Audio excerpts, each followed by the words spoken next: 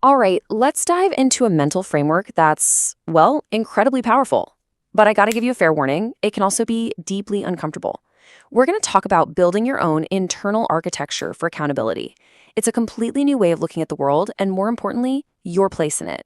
So let me ask you something straight up. Think about the last time something went wrong. Maybe a project at work fizzled out, you missed a personal goal, something just didn't work. What was your gut reaction? Did you start looking for something or someone else to blame, or did you turn that spotlight right back on yourself? Your honest answer here is, well, it's everything.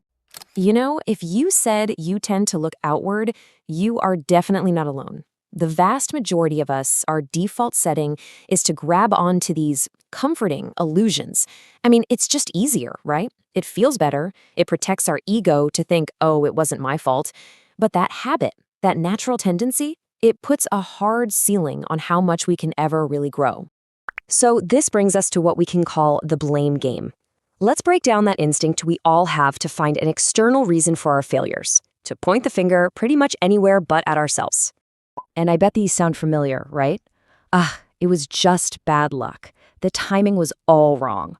Or the all-time classic, well, it was really so-and-so's fault. These are the greatest hits of the blame game. They're the building blocks of those comforting illusions we just talked about. And sure, they feel good for a minute, but they completely rob us of our own power. Okay, so if that's the problem, what's the solution? Well, it takes a totally different way of thinking. It's like installing a new operating system for your brain, one that focuses inward instead of outward. The technical term for this idea is an internal locus of control. It's a really powerful concept from psychology. All it means at its core is the deep down belief that you are in the driver's seat of your life. Not luck, not fate, not other people. You. Your actions, your choices, your effort, that's what determines the outcome. And this comparison just lays it out so clearly. On the left, you've got the external view, where life is something that just happens to you. But on the right, you've got the internal view, where you make life happen. See the difference? One is passive, the other is active. One points the finger outward to protect the ego, while the other takes responsibility inward to build strength and, you guessed it, to grow. But listen, making the shift from left to right, it is not a walk in the park. It requires something called brutal self-honesty. And just think about that phrase for a second. It's not just honesty, it's brutal.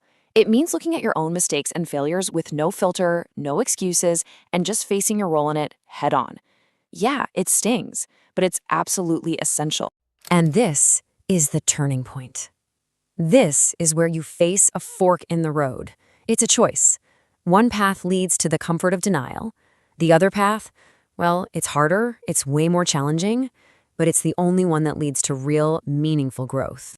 This quote just nails it, doesn't it? That uncomfortable feeling, that moment of brutal self-honesty, it's not a sign that you're failing. It's the starting gun. It's the exact moment you stop making excuses and you start making progress. That is where elite growth kicks in.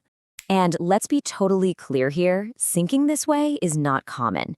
In a world that just loves those comforting illusions, taking this kind of extreme ownership is incredibly rare. And that's exactly what makes it a superpower. It's what separates the people who stay stuck from the people who are constantly getting better. So how do you actually start doing this? It's really a simple 3-step playbook. First, just acknowledge the mistake. Say it out loud, no excuses. Second, accept full responsibility. Own your piece of it, 100%. And third, and this is the real game changer, find the lesson. What can you pull from this failure that will make you smarter, stronger, and better for the next time? Which brings us to the big idea here. This isn't just a mindset you're born with. It's something you can consciously build. You can literally be the architect of your own accountability. You've got the power to design and build this mental framework for yourself. So in the end, it all comes down to this one simple, powerful choice. Are you going to choose the short-term comfort of illusion, or are you going to choose the long-term power of growth? Because you really can't have both. So I'll leave you with this to think about. As you go on with your day, what is one comforting illusion, one go-to excuse that you lean on that you're willing to challenge, starting right now? Because the answer to that question, well, that could be the very first brick in your new architecture of accountability.